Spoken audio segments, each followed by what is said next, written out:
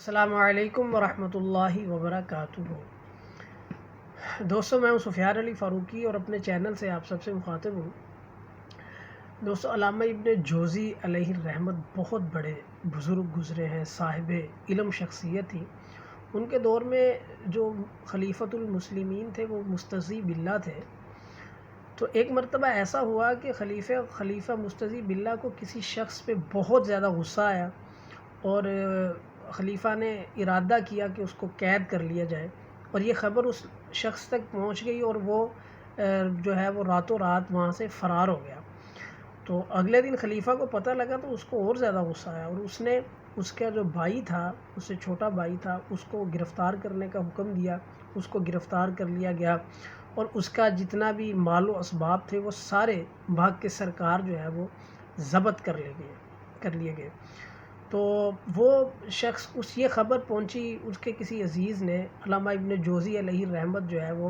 روزانہ درس دیا کرتے تھے، اور یہ خلیفہ جو ہے مستضی باللہ یہ روزانہ ان کے درس میں شریک ہوا کرتا تھا۔ تو علامہ ابن جوزی علیہ الرحمت نے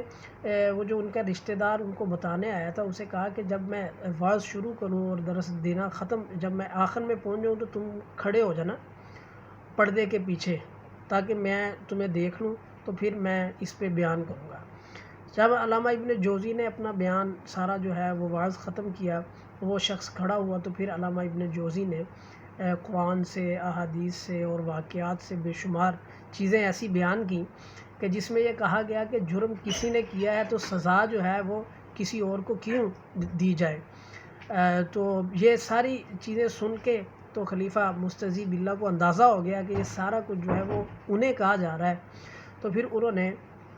فوری طور پر اس بندے کی رہائی کا حکم دیا اور ان کے مال و اسباب کو جو ہے وہ واپس کرنے کا حکم دیا، اور باقاعدہ طور پر جو ہے وہ اس شخص سے معافی مانگی، اور علامہ ابن جوزی علیہ الرحمت سے بھی انہوں نے معافی مانگی، اور دوبارہ اس طرح کا گناہ کا اعادہ نہ کرنے کی یقین دہانی کرائی۔ تو دوستو، آج کل ہمارے ہاں بھی یہ سلسلہ بڑا چل رہا ہے پاکستان میں کہ بے شمار جو لوگ سیاسی طور پر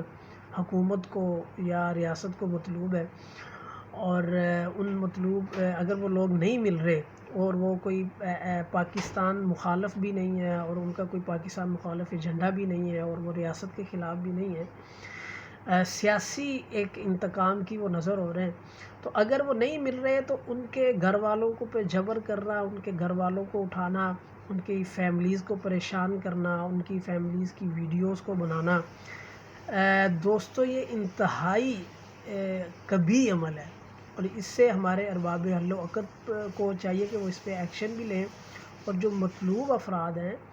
اپنا سیاسی انتقام ان مطلوب افراد تک رکھنا چاہیے، نہ کہ اس پورے خاندان کو اپنے ظلم و ستم کا نشانہ بنانا چاہیے۔